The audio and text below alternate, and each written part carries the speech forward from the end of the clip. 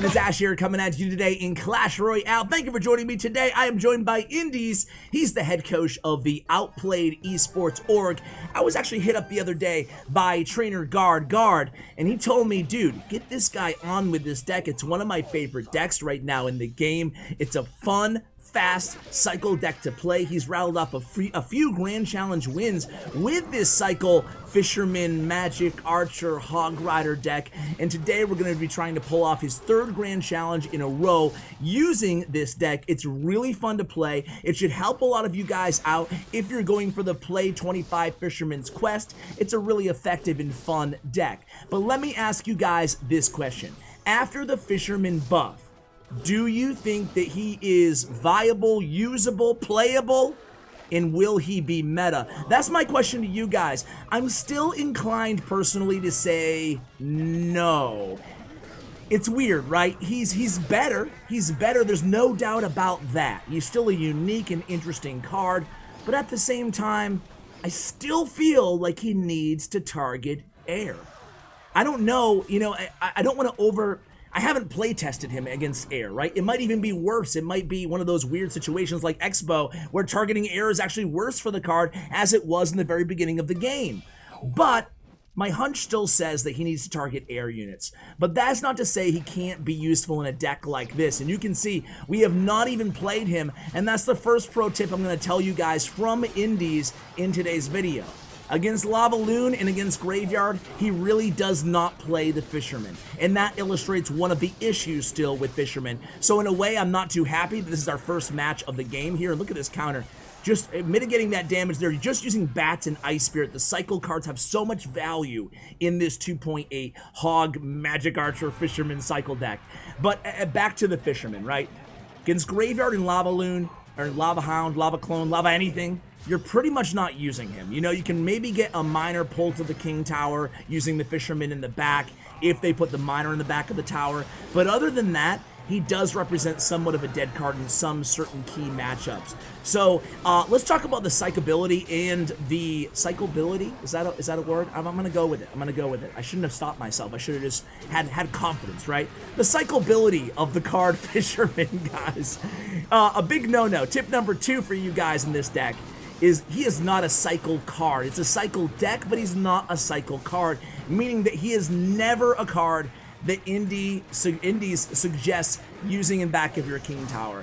Like a Musketeer or like a Knight or whatever. Sometimes when you don't know what to play or if you have the elixir advantage, you kind of build a push and you cycle a card behind your King Tower. You can do that with a Magic Archer in this deck. You can play a Hog at the bridge, and GG's there. 20 HP remaining on that tower there, but we only had 243 remaining on the King Tower in that matchup as well. So let's go into the next match. We'll finish the tips, then we'll do some play-by-play as well. So here we go. Already found one. No editing. I like this video already, guys. Going against Edward Newgate from Crucible Wrath, one of the OG clans in the game. So yeah, never playing him in the back. It's not a cycle card. He's more of a niche, not niche, but defensive card that you need to have a reason to play him, right? And hopefully this matchup will be a little bit better. He's really good against ground decks, right? Against bridge spam, against beatdown decks in particular. Don't underestimate the power of Fisherman on defense.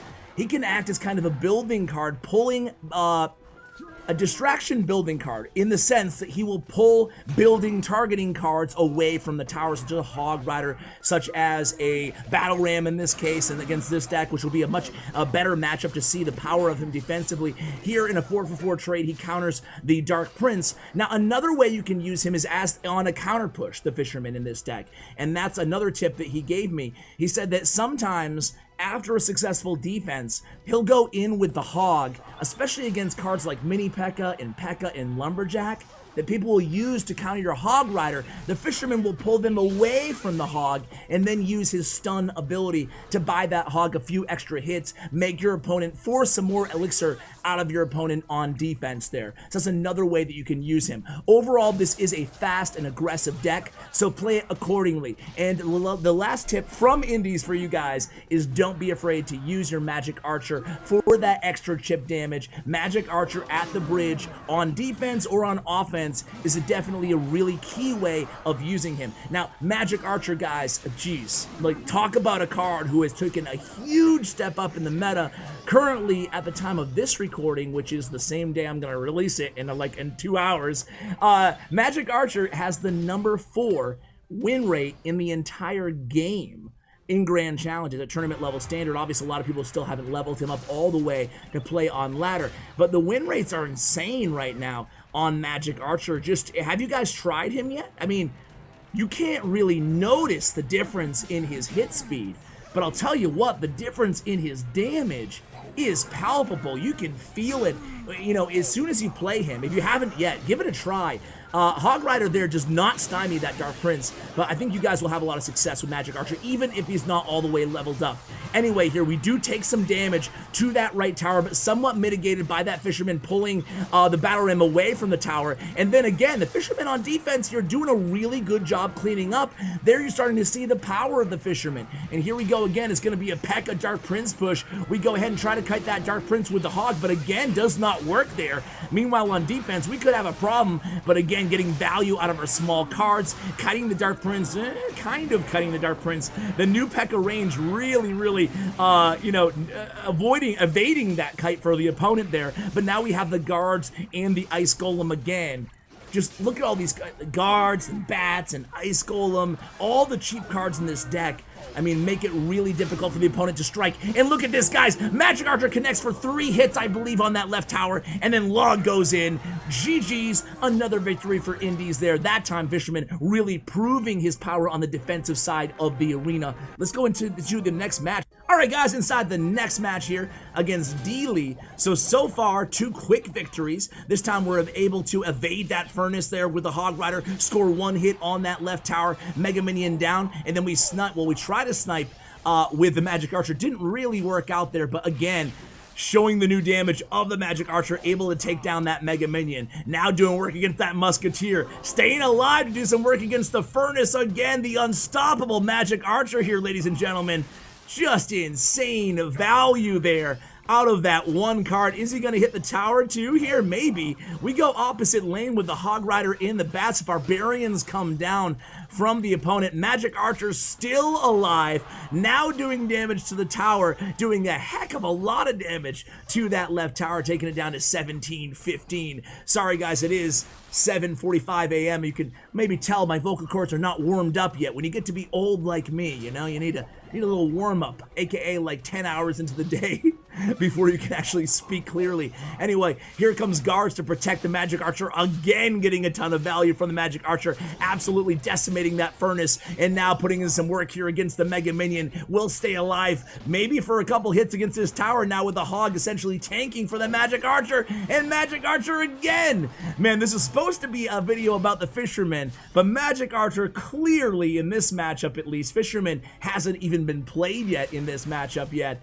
And yeah, it's Graveyard, so that explains why, right? What did I tell you guys? 2 of the matchups you're probably not going to be using Fisherman. Lava Loon and Graveyard, and here we go. 2 of the first 3 matches in this video. Unfortunately, we cannot control what the Clash Gods give us in terms of matchups. So that Graveyard does score a decent amount of damage to our left tower, but hey, look at their left tower down to 257. Now scratch that 167 thanks to that guard hit. 53 or so seconds and change remaining in this matchup. Musketeer in the back, so we go opposite lane, getting the Barbarians out of the opponent's hand. We still score a hit, and now that's a 4-4, well now it's a 6 for 5 elixir trade on that right lane. Now we play guards there at the bridge. Magic Archer pretty decent against Graveyard on defense still. Not as good. That's one area that he's not quite as good as he used to be, right? Because obviously he can still one-shot skeletons. The damage advantage, the damage buff does not really help him there, and he's a little bit slower, but he's still one of your best options in this deck along with the bats against Graveyard. But we're making it look pretty easy here in this matchup, guys. All we need is a log and or a little bit of chip damage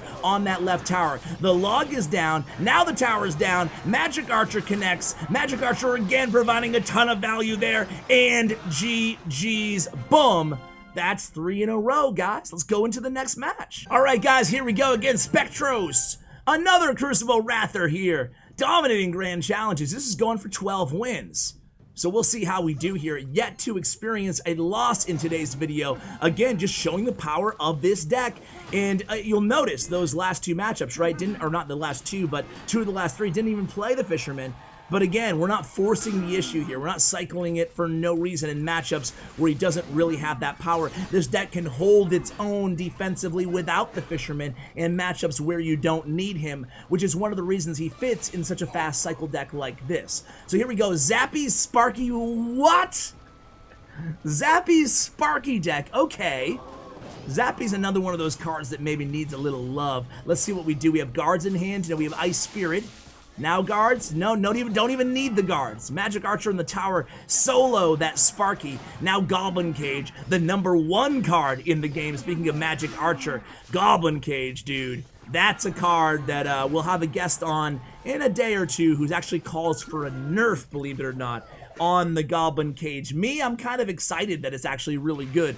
Does it need a nerf? I don't know. I'll ask you guys what you think about it, but I want to give people time to even level it up before we start talking about nerfs, kind of, right? Anyway, Log connects on that left tower, 1964, halfway through this match against Spectros, at least regulation of this match. Now we have a Magic Archer trying to get that chip value, forcing a snowball out of the opponent, gonna finish off that Musketeer, maybe? Oh, just barely misses finishing off that Musketeer. There we go with the Hog Rider and the Bat scoring a couple hits on the right tower and some chip damage thanks to those Bats. Here comes a Sparky. He only has 4 elixir. Can't really do much here. The opponent, well, he actually plays a Dark Prince behind the Sparky here. We log. We have guards in hand again if we want to use them. We don't. We also have Fisherman in hand here.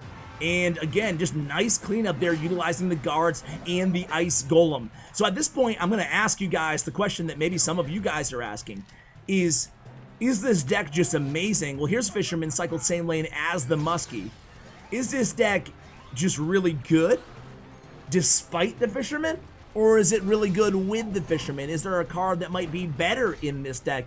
Is what I'm starting to think just by the fact that he hasn't used him much. But again, granted, we have to be fair to the matchups and the small sample size. He did let me know beforehand about those 2 decks, and those were 2 of the decks that we faced. So here comes the Hog Rider, does not score a hit there, and now we have Fisherman back in hand. Here come Royal Hogs. This is a big push here, and we don't have a big spell. Fisherman pulls that Dark Prince in, gonna finish off that Dark Prince. Nice value there by the Magic Archer, kind of in his perch, way in the lower right-hand side of the arena. Tower falls all the way to 770 HP, though. But hey, we mitigated the damage a little bit more than I thought we would there. 3 minutes remaining as we enter into sudden death overtime. We pull that Sparky into the Magic Archer. That's not an interaction that we're too happy about here. But guards are in hand to stymie that Sparky in the right. Now we have a Brawler in the left. Here comes a Royal Hog split. The Brawler's down. King Tower activation is down thanks to the Fisherman. But 546 remaining. Now the good news is they only have Snowballs, Spectros in his deck. So doesn't have a lot of direct spell damage. He's gonna have to get those Royal Hogs to the tower a few times. Let's see how aggressive we go here. Fisherman's gonna go ahead and pull himself to that Goblin Cage. Sparky in the left. Meanwhile, we do get a 1 Magic Archer hit connecting through on the right. We need to stop this push. We have Ice Spirit in hand. We have an activated King Tower. It's going to help out a lot. We use an Ice Golem there to push that Sparky away, distract that Sparky, and guards just in the nick of time come down on that Sparky. Very well played there on the defensive end, holding that right tower. I think we only gave away 1 little hog nibble, if you will, or pig nibble to the right tower, and we're able to stop that Sparky on the left side. Now another Sparky on the left, another Magic Archer. Bats down as well. Here comes Hog Rider. Let's see what the opponent does. Zappies are down, and Goblin Cage just in the nick of time from the opponent. We can't get that Hog through the Goblin Cage. Magic Archer still alive. We have guards back in hand for that Sparky. Guards are down. Now we have Dark Prince. He does have Royal Hogs in hand, and here they come. Royal Hogs. We have Log played, 430, 300 damage remaining on the tower. Somehow able to defend there again. Ice Spirit just to make sure that Musketeer does not get to that right tower. 378 remaining. Oh, about 65, 70 seconds remaining inside this match. Here we go with the Hog again. Goblin Cage is in hand for the opponent. Look at this deck. Royal Hogs, Musketeer, Sparky, Zappies, Dark Prince, minions in a giant snowball for the opponent. What is this? it actually looks kind of nasty, doesn't it? It looks kind of like a deck I'd like to play. Anyway, here we go. Dark Prince in the right. We're trying to apply a lot of pressure on in the opposite lane whenever he drops Sparky. That way we can defend, and we're not going to be able to stop, obviously, a huge, giant push from the opponent, so we need to apply some offensive pressure as part of our defensive strategy in this matchup, and he's been doing a good job of that. 25, 24 seconds. Where did overtime go, guys? I don't know. 20 seconds remaining in this match. It looks like it might be a draw, which is, you know, we'll take it, right? Probably going to let that brawler go. We do in the left. Gets one swing. Man, one brawler swing does a decent amount of damage, no? Anyway, here comes Royal Hogs again. 4 seconds left. That's going to be GG. It's going to be a draw here, I think. I hope. Okay, draw. Thank God there, that log just in the nick of time there. So there it is, guys. A draw against Spectros. Let's go to match number 12 again, hopefully. All right, guys, here we go against Asian Domination from Sir Tag's clan. So it looks like he might be playing Expo with Archer's Ice Spear, Ice Golem starting hand log. Looking more likely and more likely there's going to be 2.9 Expo. So it looks like 2.9 is our matchup here. Another matchup where we should actually, I think, have the advantage with this deck, despite not having like a big tank. Just a lot of offensive pressure. We can outcycle 2.9, which is rather incredible. You don't see a lot of Hog decks. Hog Earthquake maybe in 2.6 that has an advantage over 2.9. So here we go with an Ice Spear at the bridge. 1702 force a log out of Asian Domination's hand there and gives the oops. Not too happy, it seems like, Asian Domination with the start of this match. We go in with kind of a little Hog juke push there, getting the Tesla out of hand from the opponent, about 75 seconds into this match. Let's get a victory here after that 6-minute draw. I can't stand another 6-minute draw matchup. Fireball out of Asian's hand, and we score not one, but 2 Hog hits on that left tower, taking it down to 1090. What a great job. And this brings me to my last tip, I guess. Or did I already say that earlier in the video?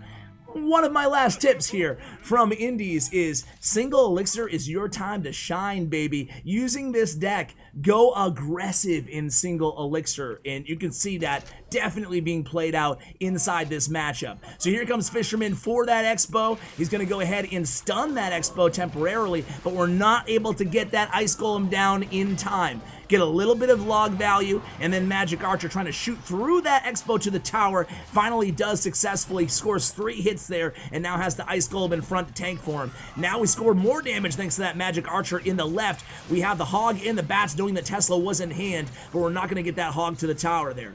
So that Expo takes off over 1,000 damage off of our right tower. Now we have an Ice Spirit getting some log chip damage and cycling back to another Ice Golem guards combo here. So getting a lot of cards out of his hand. He plays that Magic Archer high in the center of the arena, or the river, excuse me. And then look at that, 2 Ice Golem hits and death damage. Takes that tower down to 775. The Hog says, no, no, no. Wait a second. I'm going to avoid that Tesla. I'm going to go right to the tower there. 15 seconds left. 511 damage remaining on the left tower. Here it goes. Log down on those archers. And here comes another Expo. Immediately we have the Ice Golem. And this time the Ice Golem tanks for the Fisherman. Very important that we did that there. Then we play guards in the center of the arena. Another Hog coming down aggressively. Log chipping away at those archers and the Expo. Can we get to the tower? No, we can't, but 511 remaining on the tower still. Nice damage advantage here, about 10-15 seconds into sudden death overtime. Fisherman played preemptively there. No Expo to speak of. Now we go in again with the Ice Golem. We have the Hog Rider. We have the bats. Log comes down. Nice log. Can we get to the tower here for 1 hit? We can't. Log comes down by Asian Domination in just the nick of time. 316 remaining on the tower. Can we score a hit here with this Magic Archer? Oh, Fireball comes down. Doesn't even want a piece of that. Does Asian Domination. And again, the preemptive Fisherman kind of clogging the lane there in the left. And we stay aggressive. We go with the Hog Rider, the bats. Tesla's going to pull that Hog back. Bats on the tower, guys. 249. We score some damage on the other tower, too. Here comes Magic Archer. Magic Archer is not going to connect there. Maybe. No. 249 remaining. Oh, 1 connection. 1 lucrative connection there. 1 hit takes the tower down to 138. This is going to be GG here, guys. A couple logs will get it done for Indes. Here comes the Desperation Expo. Let's see what we do here. Magic Archer. Might get on that tower. Log comes down. Let's see what we do here. We go with the Hog Rider. We ignore the Expo. Then we cycle guards in front of the Expo. Hog Rider just barely caught by that hidden Tesla. Can we get it done here? Here comes another Magic Archer played at the bridge aggressively. Log comes down against the Magic Archer. Magic Archer connects. 27, 0 HP. There it is. Oops. GG's, guys. Have fun with this deck. It's strong, man. It's fun and it's strong.